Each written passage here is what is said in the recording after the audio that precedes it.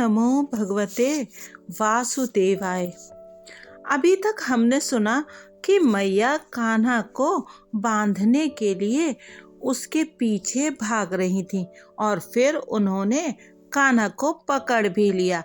अब उन्होंने कान्हा को मूसल से बांध दिया और कान्हा ने सोचा कि मैं तो मूसल को गाड़ी बनाऊंगा और मैं स्वयं बैल बनकर बैलगाड़ी चलाऊंगा। अब आगे की लीला जिसमें यमलार्जुन का उद्धार है वो सुनते हैं। 9वें अध्याय में बंधन लीला है। 10वें अध्याय में मोक्ष लीला यमलार्जुन मोक्ष कथा है। लाला मूसल को खींचता हुआ उन 2 यमलार्जुन वृक्षों के बीच आगे बढ़ा। मूसल 2 वृक्षों के बीच में टेढ़ा हो गया। लाला ने डोर को इतने जोर से खींचा कि मूसल ने उन दोनों वृक्षों को उखाड़कर गिरा दिया। यमलार्जुन वृक्ष गिरते ही 2 तेजस्वी पुरुष प्रकट हुए। वे पुरुष पूर्व जन्मों में राजा कुबेर के पुत्र थे, नल कुबेर और मणिग्रीव। इन 2 लक्ष्मी नंदन यक्षों को नारद जी के श्राप के कारण वृक्षों का अवतार लेना पड़ा था। परीक्षित जी ने पूछा, नारद जी ने उनको श्राप क्यों दिया था? सुखदेव जी वर्णन करने लगे। हे राजन सुनिए, नारद जी ने क्रोधवश नहीं कृपा पूर्वक उन्हें श्राप दिया था।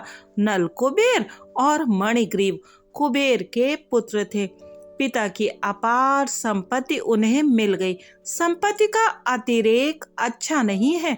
संपत्ति का अतिरेक अर्थात बहुत अधिक संपत्ति हो जाने पर जुआ, व्यभिचार, मांस, मदिरा आदि दुर्गुणों का जन्म हो जाता है। संपत्ति की बहुत अधिकता और सन्मति प्रायः साथ साथ रह नहीं सकते। अर्थात जब बहुत अधिक संपत्ति आ जाती है जो आवश्यकता से भी बहुत अधिक हो तो फिर सन्मति यानी सद्बुद्धि चली जाती है। संपत्ति का अतिरेक होने पर लोग तामस आहार, मदिरापान, व्यभिचार आदि दुर्गुणों में फंस जाते हैं और सदाचार खत्म हो जाता है। पति पत्नी का संबंध केवल काम सुख के लिए नहीं, धर्माचरण के लिए है। सुशीला पत्नी अपने पति को पापाचार करने से रोकती है। ये दोनों कुबेर पुत्र धन के मद में सुध बुध खो बैठे थे। मदिरा पान करके गंगा किनारे आए और गंगा के पवित्र जल में युवती स्त्रियों के साथ नग्नावस्था में जल क्रीड़ा करने लगे। विलासी तो तीर्थ की मर्यादा का भी पालन नहीं करता है। महाप्रभु ने बड़े दुख से कहा है, जब से विलासी लोग तीर्थ में बसने लगे हैं तब से देवगण तीर्थ में से विदा हो गए हैं। देव श्री नारद जी उसी समय वहीं से जा रहे थे तो उनको ऐसा दृश्य देखकर दुख हुआ। नारद जी को देखकर भी उन्होंने अपने शरीर को नहीं ढका। नारद जी ने सोचा, इतना सुंदर शरीर मिला है फिर भी ये उसका दुरुपयोग ही कर रहे हैं। ये शरीर भगवान का है, भगवान ही की सेवा करने के लिए जीव को दिया गया है। नारद जी कहते हैं, इस शरीर के अंत में क्या दशा होगी? या तो इसे पशु पक्षी खा जाएंगे या फिर ये खाक का ढेर बन जाएगा। संपत्ति के मद में लोग अपने शरीर को अमर मानने लगते हैं और अन्य लोगों तथा प्राणियों को सताने लगते हैं। ये शरीर है किसका? इस पर किसका अधिकार है? क्या यह माता का है? क्या यह पिता का है? या फिर ये शरीर अपना है? और अग्नि कहती है, ये शरीर मेरा है। जिस शरीर का दाह संस्कार नहीं होता उसे श्रगाल, कुत्ता आदि खा लेते हैं तो वो कहते हैं यह शरीर मेरा है। इस प्रकार शरीर पर हर कोई अपना अधिकार जमाता है। कुछ समझ में नहीं आता इस पर वस्तुतः किसका अधिकार है। प्रभु कहते हैं, यह शरीर किसी का भी नहीं है, मैंने जीव को दिया है। यह शरीर मेरा है क्योंकि मैंने ही कृपा करके जीव को इसे दिया है। जो मनुष्य इसे प्राप्त करने के बाद अपनी इंद्रियों को नियंत्रण में नहीं रखता है तथा ईश्वर के चरणों की शरण नहीं लेता है, उसका जीवन अत्यंत शोचनीय है। वह स्वयं अपने आप को धोखा दे रहा है। यह शरीर सांसारिक सुख भोग करने के लिए नहीं दिया गया है। श्री रामचरितमानस में गोस्वामी तुलसीदास जी ने भी कहा है, आकर 4,84,000 जोनि भ्रमत यह जीव अविनाशी, कबहुक करि करुणा नर देही, देत ईश बिनु हेतु सनेही, नर तनु भव वारिधि कहूँ बेरो, सम्मुख मरुत अनुग्रह मेरो, जो न तरे भव सागर, नर समाज अस पाई, सोकृत निंदक मंदमति, आत्मा हन गति चाई। इस शरीर से भगवान का भजन किया जाता है, जाप किया जाता है। भगवान के जप का आनंद मात्र मनुष्य को मिल सकता है। कुत्ता बिल्ली जप नहीं कर सकते। केवल मनुष्य ही भगवान के स्वरूप को जान सकता है। इस अनित्य शरीर से भी नित्य परमेश्वर को प्राप्त किया जा सकता है। यह शरीर परमात्मा ने इसी कार्य के लिए दिया है। मदांध लोग इस बात को या तो जानते ही नहीं है या भूल जाते हैं। उन कुबेर पुत्रों की हीन दशा देखकर नारद जी को दया आई। उनको सही मार्ग पर ले जाने के लिए ही उन्होंने श्राप दिया। इस शरीर का उपयोग मात्र भोग विलास के लिए करने वाला व्यक्ति अगले जन्म में वृक्ष बनता है। भोग ऐसे तो ना किए जाए कि शरीर रोगी हो जाए। भोग इंद्रियों को रोगी बनाने के लिए नहीं, उनको प्रसन्न करने के लिए हैं। समय और संपत्ति का उपयोग मात्र भोग विलास में करने वाला व्यक्ति अगले अवतार में वृक्ष बनता है। पापी को वृक्ष का जन्म मिलता है। वृक्ष जड़ नहीं है, यह तो पाप योनि है। वृक्ष को 6 ऋतुओं के भांति भांति के प्रहार सहने पड़ते हैं। नारद जी ने श्राप दिया। ये दोनों यक्ष संपत्ति के कारण मदांध स्त्री भोगी विलासी हो गए हैं, सो स्थावरपन प्राप्त करने के योग्य हुए हैं। तो ऐसे भोगियों को वृक्ष का जन्म मिले। श्राप सुनते ही नल कुबेर और मणिग्रीव पछताने लगे। वे नारद जी की शरण में आए। क्षमा करो मुनिवर, क्षमा करो। नारद जी ने कृपा करके उन दोनों को गोकुल में वृक्ष बना दिया। नंद बाबा के आंगन में तुम दोनों का जन्म होगा और कन्हैया का चरण स्पर्श तुम्हारा उद्धार करेगा। वह श्राप था या आशीर्वाद? उद्धव जैसे साधुजन तो वृंदावन में वृक्ष के रूप में जन्म लेना चाहते हैं। विषय भोग में रमण करने वाले को अगले जन्म में वृक्ष का अवतार लेना पड़ता है। नारद जी ने श्राप तो दिया, किंतु संतों का क्रोध, संतों का श्राप भी हमेशा आशीर्वाद सा होता है। गोकुल में वृक्षों का अवतार लेने की अभिलाषा तो महान ऋषियों की भी होती है। उद्धव जी कहते हैं, अहो स्वजन और आर्य मार्ग का त्याग करके वेदों के लिए भी खोजने योग्य श्री कृष्ण की पदवी इन गोपियों ने पाई है। ऐसी गोपियों की चरण रज से लाभान्वित वृक्ष राशि, लता, औषधि आदि किसी भी रूप में वृंदावन में मेरा जन्म हो, ऐसी मेरी प्रार्थना है। कृष्ण का चरण स्पर्श पाते ही नल कुबेर और मणिग्रीव ने अपना मूल स्वरूप प्राप्त किया। दोनों वृक्षों का उद्धार हुआ। अब नल कुबेर और मणिग्रीव प्रभु की स्तुति करने लगे।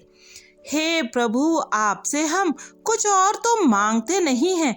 अपनी वाणी आपके गुणगान में रत रहे, अपने कान आपकी कथा के श्रवण में लीन रहे, अपने हाथ आपके सेवा कर्म में, अपना मन आपके चरण स्मरण में, अपना मस्तक आपके निवास रूप जगत को प्रणाम करने में और अपनी दृष्टि आपकी मूर्ति रूप संत पुरुषों के दर्शन करने में तत्पर रहे।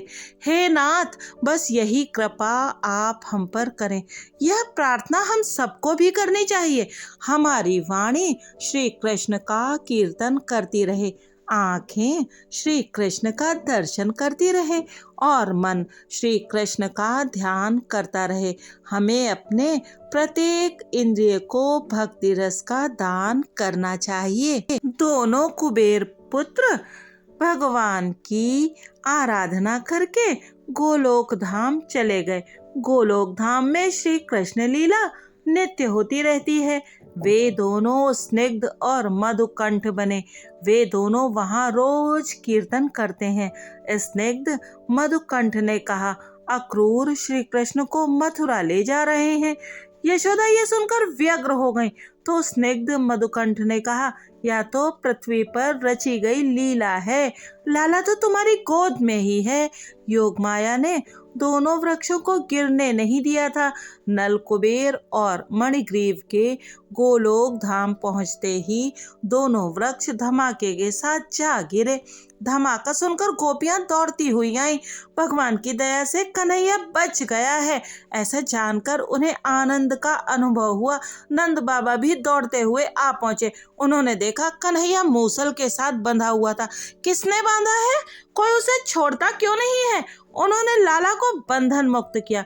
नंद बाबा कहने लगे, बेटे, तुझे तेरी माँ ने बांधा था ना, देख तो मैंने तुझे छुड़ा दिया। तू किसका बेटा है? लाला, आज तक मैं अपनी माता का बेटा था, अब मैं आज से तुम्हारा बेटा हूँ। नंद बाबा की इच्छा थी कि कन्हैया एक बार कह दे कि वो उनका बेटा है। आज उनकी इच्छा पूरी हुई। नंद बाबा यशोदा को डांटने लगे, लाला को तूने बांधा ही क्यों? तुझे दया भी ना आई? यशोदा ने सोचा कि आज सभी उस पर गुस्सा करते रहेंगे। मेरी वैसे तो कोई इच्छा नहीं थी उसे बांधने की, किंतु इसकी चोरी करने की आदत छुड़ाने के लिए मैंने ऐसा किया। ऐसी बुरी आदत छुड़ाने के लिए तो मैंने उसे बांधा था। मैंने उसे स्नेहवश ही तो बांधा था। यशोदा बेटे को अपने पास बुलाने लगी तो उसने आने से इनकार कर दिया। मैं तेरा नहीं, नंद बाबा का बेटा हूँ। यशोदा विचार करने लगी। गोपियों और बालकों ने रो रो कर मना किया, फिर भी मैंने निष्ठुर होकर पुत्र को बांध दिया। कन्हैया रूठ गया है। वह रोने लगी कि बेटा कब मेरी गोद में आएगा। लाला ने देखा माता रो रही हैं। वैष्णव का रोना भगवान से देखा नहीं जा सकता। श्री कृष्ण सा प्रेम और कोई नहीं कर सकता। श्री कृष्ण के लिए जो एकांत में रुदन करता है उसे वे आ मिलते हैं। माता का रोना लाला से देखा नहीं गया। वो दौड़ता हुआ माता की गोद में आया और पीतांबर से माता के आंसू पोंछने लगा। मेरा बेटा कितना सयाना है, मैंने तुझे बांधकर अच्छा नहीं किया था।